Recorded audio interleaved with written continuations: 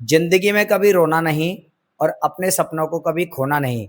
लड़ते रहना हमेशा अपनी जिंदगी से, क्योंकि जिंदगी कभी मेहनत का फल ना दे बच्चों, ऐसा कभी होना नहीं। तो हेलो बच्चों, स्वागत है आप सभी का हमारे YouTube channel Madhav study point पर। तो कैसे हो आप सभी? उम्मीद करता हूं कि आप सभी अच्छे होंगे। तो बच्चों, आज का जो हमारा टॉपिक है, जो हमारी क्लास होने वाली है, वो बहुपद वाला चैप्टर हम इस वीडियो में कराने वाले हैं। और आज हम समझेंगे कि बहुपद क्या होता है, और इस वीडियो में हम 2.1 एक्सरसाइज क्लियर करने वाले हैं। तो बच्चों, सबसे पहले हम समझेंगे कि बहुपद क्या होता है। तो अगर मैं आपको परिभाषा के तौर पर बताऊं बच्चों, तो बहुपद क्या होता है, तो जिस चर की घात एक पूर्ण संख्या होती है उसको हम कहते हैं बहुपद। अब जैसे कि बच्चों, हम एक एग्जाम्पल के तौर पर समझते हैं। यहाँ पर जैसा कि मान के चलिए, मैंने लिया यहाँ पर एक्स स्क्वायर प्लस के 6x और प्लस के 5। दूसरा है बच्चों, यहाँ पर मान के चलिए अंडर में 3x, ठीक है जी, और प्लस के एक्स स्क्वायर और प्लस के 6। तीसरा बच्चों मैंने यहाँ पर लिया यहाँ पर 3x स्क्वायर और प्लस के 5x की पावर 1/2 और प्लस के 7। ठीक है बच्चों। अगला मैंने लिया यहाँ पर 4x स्क्वायर प्लस के 5/x और प्लस के 8। अब यहाँ पर बच्चों हमें इन चारों में से देखना है कि हमारा कौन सा बहुपद है और कौन सा बहुपद नहीं है। आखिर बहुपद की क्या पहचान होती है? तो बच्चों, जैसा कि आप यहाँ पर देख पा रहे हो, यहाँ पर हमारा कौन सा बहुपद होगा। तो देखो यहाँ पर आप देखिए, यहाँ पर चर की घात कितनी दे रखी है? हमें 2 दे रखी है। और 2 क्या होता है? एक पूर्ण संख्या होती है। अब बच्चों, मैं इससे पहले आपको एक चर और अचर पद भी बता देता हूँ। चर और अचर, चर होते हैं बच्चों एक्स, वाई, जेड या फिर ए, बी, सी, डी, जो हमारे अल्फ़ाबेट्स होते हैं। अल्फ़ाबेट्स जो होते हैं वो हमारे चर होते हैं। और बच्चों उसके बाद में अचर पद जो होते हैं वो हमारी होती हैं एक तरीके से, जैसा कि 1 हो गया, 2 हो गया, 3 हो गया, 4, जो हमारे संख्याएं होती हैं। ठीक है ना बच्चों, ये होते हैं हमारे अचर पद।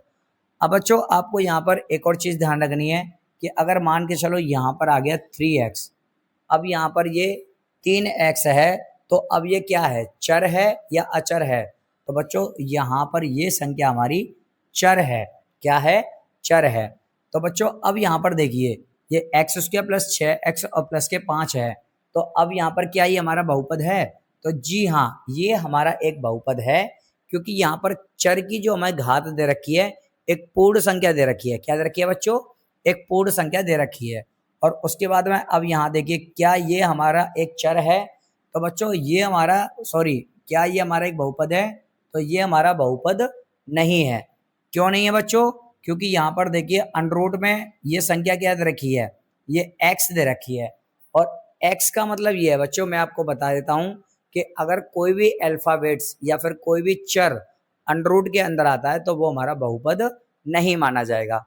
उसके बाद है बच्चों, आपको एक और बात ध्यान रखनी है। अब यहाँ पर देखिए, यहाँ पर ये चर की घात क्या है? 1/2 है। और 1/2 जो होती है बच्चों, मैंने आपको क्या बताया था कि जिस चर की घात एक पूर्ण संख्या होगी, जिस चर की घात एक पूर्ण संख्या होगी, पूर्ण संख्या वो होती है जो 0 से शुरू होती है। ठीक है ना बच्चों, जो 0 से शुरू होती है। अब यहाँ पर देखिए बच्चों, यहाँ पर क्या है? यहाँ पर 1/2 है। और आपको मैं ये बता दूं कि जो 1/2 होता है बच्चों, वो अंडर का मान होता है 1/2। अब जैसा कि मान के चलिए, यहाँ पर x की घात 1/2 है, तो यहाँ पर इसका मतलब ये है कि ये अंडर में x है। इसका मतलब ये है। और मैंने अभी आपको बताया था कि कोई भी चर हमारा अंडर के अंदर नहीं होना चाहिए। अगर कोई भी चर अंडर के अंदर होगा तो वो हमारा बहुपद नहीं होगा। ठीक है बच्चों, तो यहाँ पर ये हमारा बहुपद नहीं है बच्चों। उसके बाद में अब यहाँ पर देखिए, 4x स्क्वायर प्लस के 5/x है और प्लस के 8 है। अब यहाँ पर क्या है बच्चों? ये बटे में x है। और मैंने आपको बताया था कि जब भी हमारा कोई भी चर अगर बटे में आता है तो वो हमारा बहुपद नहीं होगा, अगर उस पर कोई भी घात पॉजिटिव है। ठीक है बच्चों। अब देखिए, मैं एक और इसका एग्जाम्पल लेता हूँ। जैसे 4x स्क्वायर और 5/x की घात -1 है और प्लस के 4 है। अब बताइए बच्चों, यहाँ देखिए, ये हमारा बहुपद नहीं होगा, लेकिन ये हमारा बहुपद है। अब आप कहोगे सर ये बहुपद कैसे है? तो बच्चों यहाँ पर x की घात -1 है, जब हम इसको ऊपर ले जाएंगे तो 4x², ये 5 तो है ये, इसको जब हम ऊपर ले जाएंगे तो यहाँ पे x की घात +1 हो जाएगी और प्लस के 4, तो यहाँ पर ये हमारा बहुपद हो जाएगा। ठीक है बच्चों, अब मैं आपको एक बहुपद का सूत्र भी बता देता हूँ। तो यहाँ पर ये होता है ax² प्लस के bx और प्लस के c, ये होता है बच्चों बहुपद का सूत्र। ठीक है बच्चों, तो बच्चों आइएगा इसमें हम थोड़ा सा और समझते हैं। एक होता है द्विघात बहुपद, एक होता है त्रिघात बहुपद और एक होता है रैखिक बहुपद। अब इन तीनों चीजों को और समझते हैं। एक तो रैखिक बहुपद, रैखिक बहुपद, दूसरा है द्विघात बहुपद, द्विघात बहुपद, तीसरा है त्रिघात बहुपद। क्या है बच्चों? त्रिघात बहुपद। अब बच्चों ये रैखिक और द्विघात और त्रिघात, अब ये क्या होते हैं ये आपको समझना है। तो देखिए बच्चों, रैखिक का मतलब होता है, यहाँ पर मैंने लिया x+2, ठीक है बच्चों, यहाँ पर है x+2। अब ये क्या है बच्चों? x+2 है। दूसरा मैंने लिया यहाँ पर x² प्लस के 6x और प्लस के 5। तीसरा बच्चों मैंने यहाँ पर लिया x³ प्लस के 6x² प्लस के 5x और प्लस के 4। ठीक है बच्चों, अब जैसा कि आप यहाँ पर देख पा रहे हो बच्चों, त्रिघात का मतलब क्या होता है? जिसपे घात 3 होती है। ठीक है जी। उसके बाद में द्विघात का मतलब क्या होगा? जिसपे घात 2 होगी। अब बच्चों पूरे बहुपद में अगर घात 2 है तो वो हमारा द्विघात बहुपद कहलाएगा। उसके बाद में अगर ये इसकी कंडीशन में होगा बच्चों, ठीक है ना। अब उसके बाद है रैखिक बहुपद। रैखिक का मतलब होता है बच्चों कि जिस चर की घात 1 होती है उसको हम बोलते हैं रैखिक बहुपद। अब जैसा कि आप यहाँ पर देखिए, x की घात यहाँ कुछ नहीं है तो 1 मान लेंगे, तो यहाँ पर ये हमारा रैखिक बहुपद है। ठीक है बच्चों, अब कभी कभी ये आ जाता है कि 2 चर में एक रैखिक बहुपद लिखिए, 2 चर में, तो यहाँ बच्चों हम किस तरीके से लिखेंगे? 2x प्लस के 3y और प्लस के 5। यहाँ पर ये 2 चर में एक रैखिक बहुपद हो गया। ठीक है जी, ये 2 चर में, आप चाहो तो यहाँ पे स्क्वायर भी लगा सकते हो। तो यहाँ पर अब लेकिन ये रैखिक नहीं है अब यहाँ पर, ठीक है ना। अगर इसको हम हटा देंगे बच्चों तो यहाँ पर ये रैखिक का मतलब क्या हो जाएगा? जिसकी घात 1 होती है। तो यहाँ पर ये 2 चर में x और ये y, तो ये 2 चर में रैखिक बहुपद हो गया। ठीक है बच्चों, तो बच्चों आशा करता हूँ कि आपको ये सारी चीजें समझ में आ रही होंगी। तो बच्चों आइएगा अब हम करते हैं प्रश्नावली 2.1। तो आइएगा बच्चों अब हम देखते हैं प्रश्नावली 2.1 का प्रश्न नंबर 1। प्रश्न नंबर 1 है बच्चों, किसी बहुपद px के लिए y बराबर px का ग्राफ नीचे आकृति 2.10 में दिया है। प्रत्येक स्थिति में px के शून्यकों की संख्या ज्ञात कीजिए। देखो बच्चों, यहाँ पर ये जो प्रश्न आपको देखने में जितना बड़ा लग रहा है ये बहुत ही आसान है, और यहाँ पर जितने भी हमारे चित्र हैं वो हमने यहाँ पर सबरे नोट कर दिए हैं। तो बच्चों अब यहाँ पर हमें करना क्या है? सिर्फ और सिर्फ हमें शून्यकों की संख्या ज्ञात करनी है। और शून्यकों की संख्या ज्ञात करने के लिए बच्चों, जैसा कि आप यहाँ पर देख पा रहे हो, ये हमारा x अक्ष है और ये हमारा y अक्ष है। ठीक है ना। तो बच्चों हमें देखना क्या होता है, इसमें शून्यकों की संख्या ज्ञात करने के लिए जो भी लाइन x अक्ष को जितनी बार काट रही होगी वो उतनी हमारी शून्यकों की संख्या हो जाएगी। ठीक है बच्चों, अब जैसे कि यहाँ पर देखिए, बस हमें क्या देखना है? x अक्ष को जितनी बार कोई भी लाइन काट रही होगी, अगर 2 बार काट रही है x अक्ष को तो वहां पर शून्यकों की संख्या 2 हो जाएगी। अगर 3 बार काटेगी तो वहां पर शून्यकों की संख्या 3 हो जाएगी। अब यहाँ पर देखिए बच्चों, क्या यहाँ पर x अक्ष को कोई भी लाइन एक आध बार काट रही है? एक भी बार काट रही है?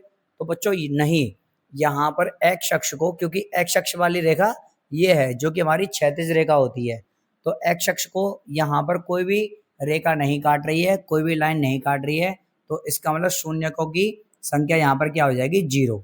ठीक है बच्चों, अब यहाँ पर देखिए, अब यहाँ पर ये कितनी बार काट रही है बच्चों? ये x अक्ष वाली रेखा है, ये वाली, ठीक है ना। तो x अक्ष वाली रेखा को यहाँ पर ये कितनी बार काट रही है? 1 बार। बच्चों इसको काउंट नहीं करेंगे हम, सिर्फ x अक्ष वाली रेखा को हम काउंट करेंगे। तो यहाँ पर 1 बार काट रही है, तो यहाँ पर शून्यकों की संख्या कितनी हो जाएगी? 1। ठीक है बच्चों। उसके बाद में तीसरा देखिए बच्चों, यहाँ पर x अक्ष को कितनी बार काट रही है? 1। उसके बाद में ये 2 और ये 3। तो बच्चों यहाँ पर शून्यकों की संख्या कितनी हो जाएगी? यहाँ पर हो जाएगी 3। ठीक है जी, ये इसका प्रश्न तीसरे का आंसर है, मतलब यहाँ पर जो शून्यकों की संख्या होगी वो 3 हो जाएगी बच्चों। ठीक है। अब उसके बाद में देखिए बच्चों, यहाँ पर चौथा प्रश्न, चौथा पार्ट क्या कह रहा है इसका? वही है मतलब। तो यहाँ पर देखिए x अक्ष को यहाँ पर ये कितनी बार काट रही है? 1 और 1 ये 2। तो यहाँ पर शून्यकों की संख्या कितनी हो जाएगी? 2। ठीक है बच्चों।